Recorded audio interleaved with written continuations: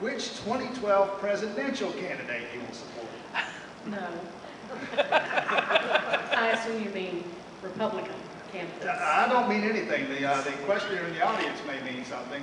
No, I have not made a decision yet. I'm looking at all of them, but I think we're ready for a change, and I think we're going to get one next year. Dan Matthews. Based on the recent killing of Osama bin Laden, I think President Obama needs to be reelected. However, since you asked about Republicans, there's a gentleman named Gary Johnson that I think would be interesting. He wasn't in the debate. Recently, he's the former governor of New Mexico. Chuck Williams. I do not know who I will be voting for, but I know for sure who I will not be voting for.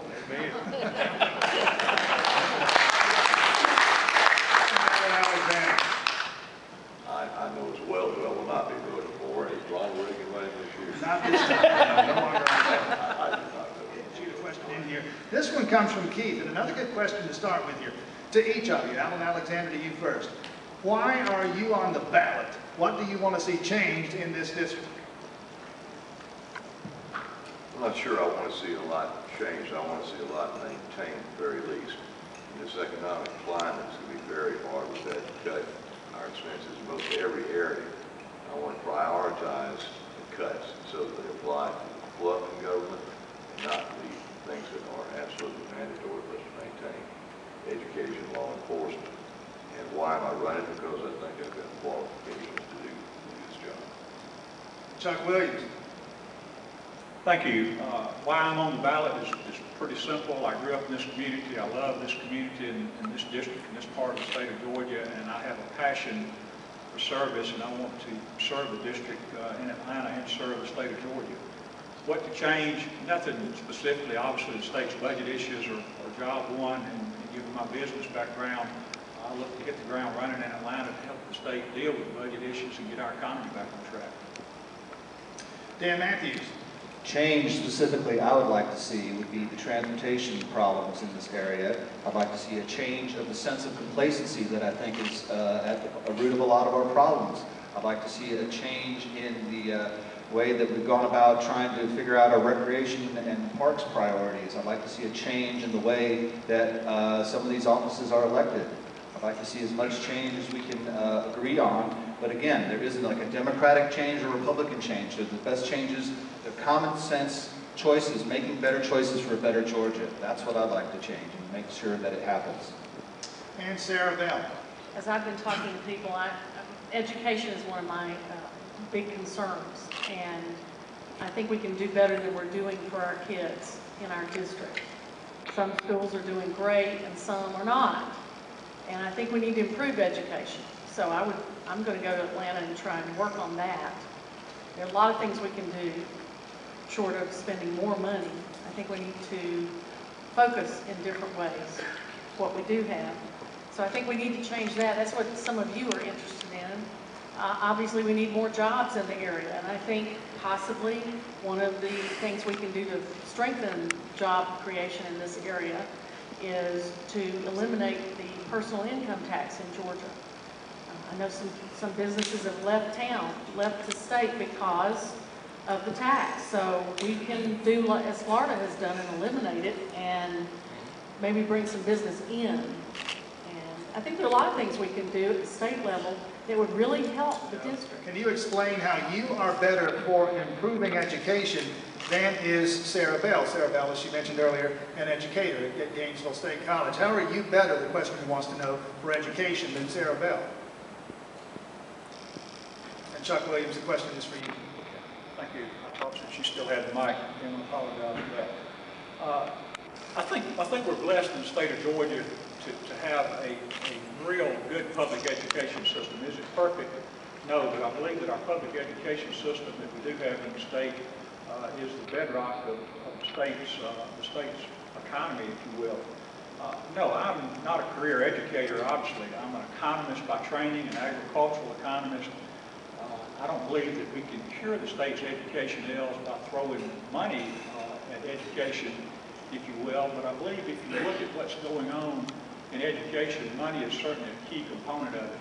In Oconee County, 10 years ago, the mix was about 50-50 between state and local funding. Today, that mix is 65% local, 35% state. Obviously, the state has stepped away from the plate on education funding, and I will use my business background to make sure that our professional educators have the resources they need to provide Or quality. necessarily a car if you go and stand in the garage. And I don't think you have to be a teacher to make improvements in education. However, I think someone who's had a lifetime of educating at many different levels in public, private, parochial, homeschool, I think I have a perspective maybe that others don't have, that I can use to work through our problems in education. And being in the bottom 5 states in the country makes us embarrassed. I know we can do better than that as the state of Georgia. We can do better than that. So I think that's an urgent need. Dan Matthews. The position on abortion is that life starts at the moment of conception. My wife and I, as I said, have been married almost 30 years, and for whatever reason, the Lord never blessed us with children. So obviously, the idea of babies being aborted is something that is very distasteful to me. From a governmental standpoint, I believe that the government has certainly no business funding abortions. Alan Alexander, abortion. I think abortions are a matter of personal morals, personal religious beliefs, and what an individual should feel like they should do. There are certain instances when I can understand it being a no-brainer that abortion should be had, rapes and such as that.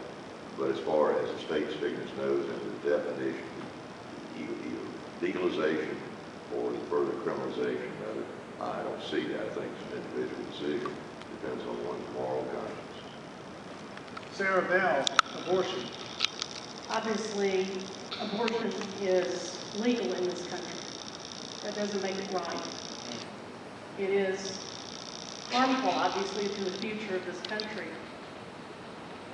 I have to read to you the preamble of the state constitution, which says that our job as the government of the state of Georgia is to perpetuate the principles of free government, ensure justice to all, preserve peace, promote the interest and happiness of the citizen and of the family, and transmit to posterity the enjoyment of liberty.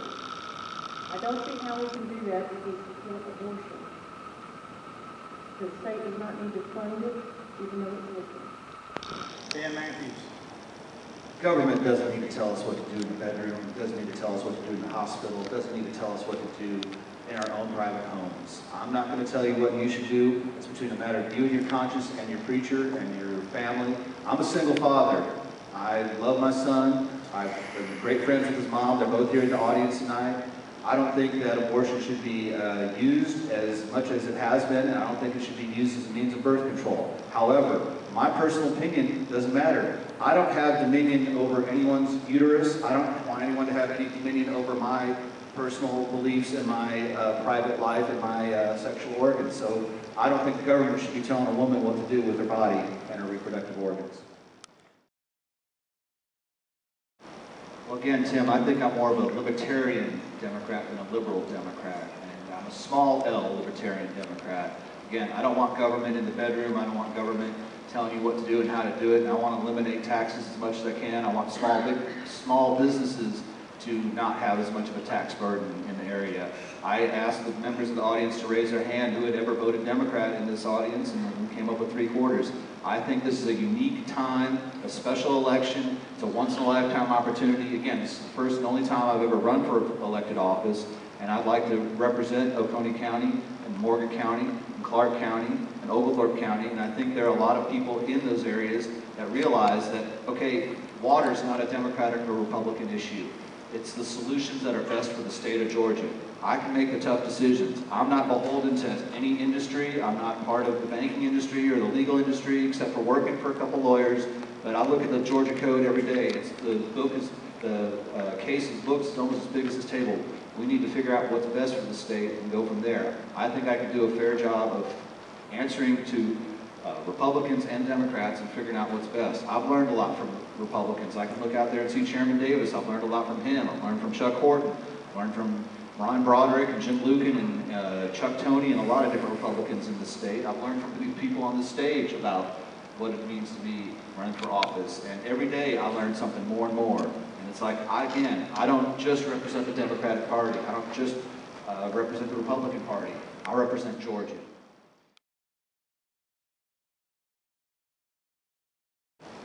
Well, again, I think we have far too much regulation, small business, from federal requirements on down to many, many state requirements. It seems I'm a small businessman. I have a law firm that has 3 attorneys in it. And, paperwork involved in managing a small business is ridiculous. I think we've got that. We had an attempt, and it was nothing more than an attempt to reduce the Paperwork Act and the paperwork necessary by the Reduction of Paperwork Act. But I think we've got to reduce, I think everything that we do as a government more business friendly. I think more business friendly would be going back to the tax situation too. Let's end the income tax on corporations and people where we can compete with Florida, Tennessee, and Texas. I think that we've got to have more participation with our municipalities and small business too. As city attorney for Crawford, we just were very successful in securing a $7.5 million loan, grant loan, $4.5 million. That was grant where some of our federal tax money we were paying came back to Crawford. But then we had a low interest rate loan with a balance of it, $3 million in addition to it. That provided water service and sewer service, not only Crawford, but the